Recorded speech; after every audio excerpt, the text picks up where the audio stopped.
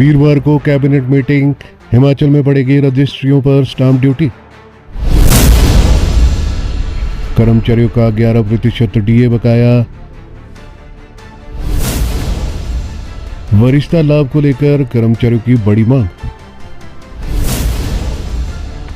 आय के साधन बढ़ाने के लिए राज्य सरकार ले सकती है फैसला।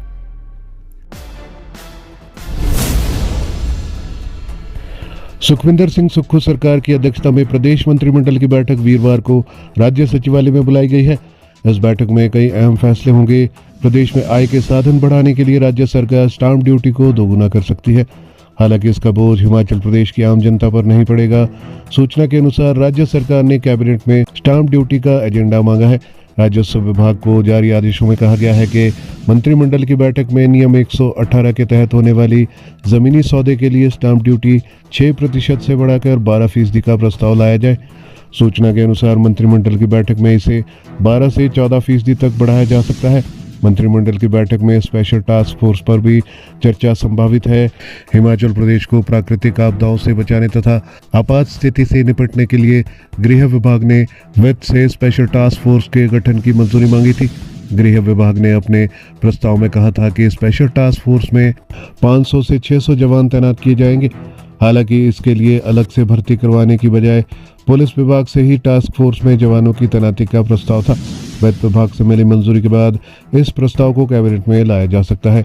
मंत्रिमंडल की इस बैठक में नए वायरस पर भी चर्चा संभव है। उल्लेखनीय है कि चीन में फैले नए वायरस की भारत में एंट्री हो चुकी है। इस कारण हिमाचल प्रदेश को भी अलर्ट मोड पर रख दिया गया है। इसी के मद्देनजर स्वास्थ्य विभाग कैबिनेट की बैठक में नए वायरस पर प्रेजेंटेशन दे सकता है। कैबिनेट में नए पदों के सृजन तथा भर्तियों पर अहम फैसले लिए जा सकते हैं। सीएम सुक्खू इस बैठक में अगले बजट की तैयारियों पर भी चर्चा कर सकते हैं। इसके अलावा कर्मचारियों का 11% डीए बकाया है और इस जनवरी से अब 3% डीए भी और जुड़ जाएगा। हालांकि इसको लेकर अभी केंद्र सरकार ने कोई भी घोषणा नहीं की है। केंद्र सरकार आने वाले मार्च में इसकी घोषणा कर सकता है। इसी के साथ कर्मचारियों का लगभग 14% डीए बकाया हो जाएगा। यदि बात करें कर्मचारियों के नए वेतन आयोग के एरियर की, तो करीब 9,000 करोड़ कर्मचारियों तथा पेंशनर्स का नए वेतनमान का एरियर बकाया है। इसी के साथ नए वर्ष में राज्य मंत्रिमंडल की यह पहली बैठक होगी। इसमें कई बड़े और अहम फैसले लिए जा सकते हैं।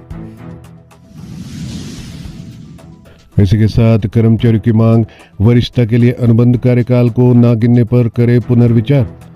अनुबंध से नियमित हुए कर्मचारियों ने किया सरकार से बड़ा आग्रह। कर्मचारियों की वरिष्ठता के लिए अनुबंध कार्यकाल को न गिनने के निर्णय पर प्रदेश सरकार पुनः विचार करे। ये मांग अनुबंध से नियमित हुए विभिन्न विभागों के कर्मचारियों ने उठाई है।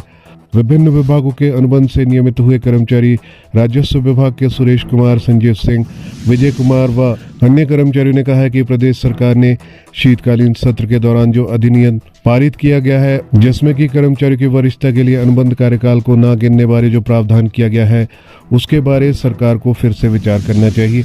इन कर्मचारियों ने बताया कि जो भी कर्मचारी उनके अनुबंध कार्यकाल के दौरान जिस भी नियमित कर्मचारी जो उनसे अधीनस्थ पद और निम्न श्रेणी चतुर्थ पर तैनात रहकर कार्य करता हो और यह चतुर्थ श्रेणी का कर्मचारी उस अनुबंध कार्यकाल के तृतीय श्रेणी के कर्मचारी के यथा योग्य आदेशों का पालन करता हो, लेकिन ये चतुर्थ श्रेणी कर्मचारी अनुबंध कर्मचारी के उस पद पर नियमित होने से एक दिन पहले भी उसके बराबर पद पर पदोन्नत कर दिया जाता है, तो ये कर्मचारी पहले वाले कर्मचारी से वरिष्ठ हो जाता है।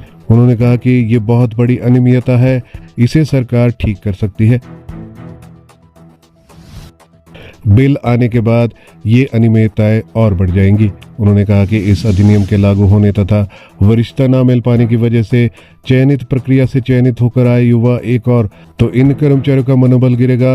उन्होंने कहा कि प्रदेश की वित्तीय स्थिति को देखते हुए यदि भले ही वित्तीय लाभ न दिए जा सकते हो, तो कम से कम वरिष्ठता सूची में लाभ दिए जाने चाहिए।